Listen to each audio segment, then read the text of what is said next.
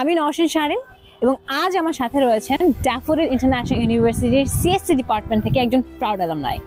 তিনি এবছর Florida Institute of Technology ইউএসএতে full funded scholarship for PhD enroll করেছেন।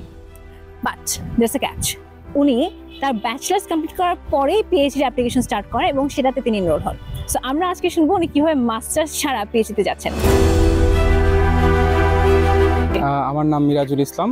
আমি এখানকার সিএসসি ডিপার্টমেন্টের একজন অ্যালামনাই, প্লাস এখানে আমি একজন প্রশাসনিক কর্মকর্তা হিসেবে নিয়োজিত ছিলাম। আপনার ইউনিভার্সিটি জার্নিটা দিয়ে শুরু করতে চাচ্ছি। আলহামদুলিল্লাহ, আমার ইউনিভার্সিটি লাইফের 4 বছর খুবই সুন্দর কেটেছে। আমি ধানমন্ডি ক্যাম্পাসে ভর্তি হয়েছিলাম, তখন আমাদের ক্যাম্পাস তো ছিল ধানমন্ডিতে। ফ্রেন্ড সার্কেল প্লাস আমাদের ডিপার্টমেন্টাল বা ইউনিভার্সিটির এক্সট্রা কারিকুলাম যে সেমিনার ওয়ার্কশপ ছিল, এগুলোর মধ্যে অ্যাটেন্ড করার মাধ্যমে সবকিছু সুন্দর কেটেছে। যখন আমি আমার মাইন্ডসেট সেট করি যে আমি ফল 24 সেশন ধরবো, অ্যাটলিস্ট আমাকে 7-8 মাস হাতে রেখেই, মানে সবার ক্ষেত্রে এটা আর কি, যে প্রসেসটা শুরু করতে হয়। তো এই সেপ্টেম্বর দিক থেকে মেলিং প্রসেসটা শুরু করি প্রফেসরদেরকে।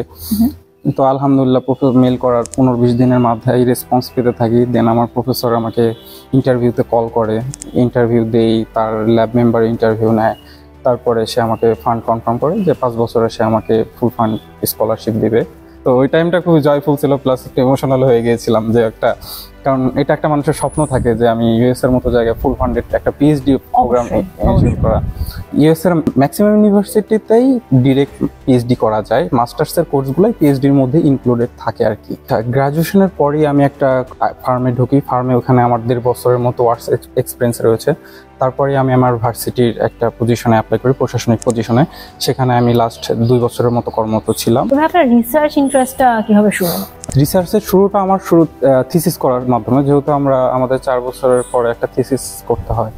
তো আমার থিসিসের টপিকটা ছিল ইমেজ প্রসেসিং এর উপর। আমি যে ইউনিভার্সিটি লাইফে আমার যে ডিপার্টমেন্টাল বা অন্য আদার যে রিসার্চের সেমিনারগুলো ছিল, ওইগুলো অ্যাটেন্ড করার মাধ্যমে নলেজ গেদার করতে থাকি। তো ভাই, আপনাকে অনেক অনেক ধন্যবাদ। আপনার এই সম্পূর্ণ জার্নিটা আমরা আশা করছি ড্যাফোডিলে অনেক স্টুডেন্টস, অ্যালামনাই সবাইকেই অনেকটা উদ্বুদ্ধ করবে।